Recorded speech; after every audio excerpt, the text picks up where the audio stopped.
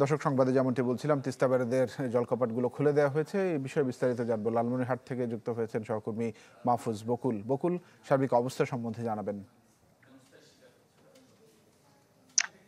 তিস্তার পানি কিন্তু গতকাল থেকে বাড়ছিল। গতকাল বিকেলের পর থেকে কিন্তু তিস্তার পানি বাড়ছে এবং সন্ধ্যা নাগাদ কিন্তু পানি বিপদসীমার 5 সেন্টিমিটার উপর দিয়ে ডালিয়া পয়েন্টে প্রবাহিত হয়। এবং যদিও বা রাত বাড়ার সাথে সাথে সে পানির পরিমাণ কমতে শুরু করেছে এবং আজকে সকাল থেকে কিন্তু পানি বিপদসীমার নিচে প্রবাহিত হচ্ছে। সর্বশেষ বিপদসীমার 15 সেন্টিমিটার নিচে কিন্তু দুপুর 12টা নাগাদ যে পরিমাপ ডালিয়া পয়েন্টে সেটি প্রবাহিত হচ্ছে।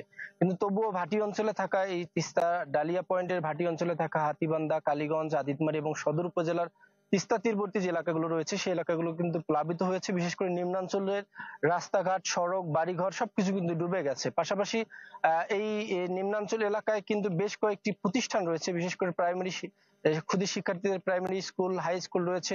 তার এই স্কুলগুলো যাবার যে রাস্তা সেটিও কিন্তু এক হাঁটু পানিতে ডুবে আছে, যার কারণে শিক্ষা প্রতিষ্ঠানগুলোর শিক্ষা কার্যক্রম বন্ধ হয়ে আছে। পাশাপাশি যাদের গবাদি পশু রয়েছে, বিশেষ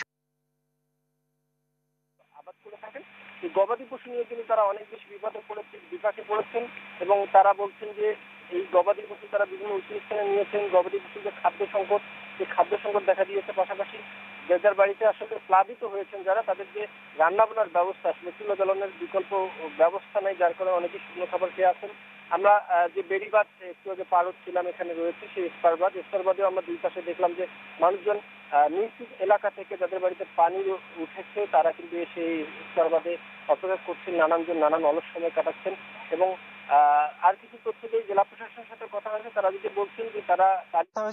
বলছেন যে তারা তালিকা করছেন। গত যে বন্যা চলে গেল গত পরশুদিন, সে তালিকা করে তারা সাহায্য প্রদান করেছেন, কিন্তু আবারও তালিকা করছেন। তালিকা করা শেষ হলে হয়তো বা সাহায্য করবেন। পাশাপাশি পানি উন্নয়ন বোর্ড বলছে আসলে পানিটা কমতে শুরু করলে তখন ভাঙন শুরু হবে, তখন তারা প্রস্তুত রয়েছেন পানি উন্নয়ন বোর্ড। সব মিলিয়ে ছিল লালমিয়ার থেকে বকুল, ধন্যবাদ আপনাকে আমাদের সঙ্গে যুক্ত হওয়ার জন্য। মাহফুজ বকুল জানাচ্ছিলেন লালমনিরহাট থেকে।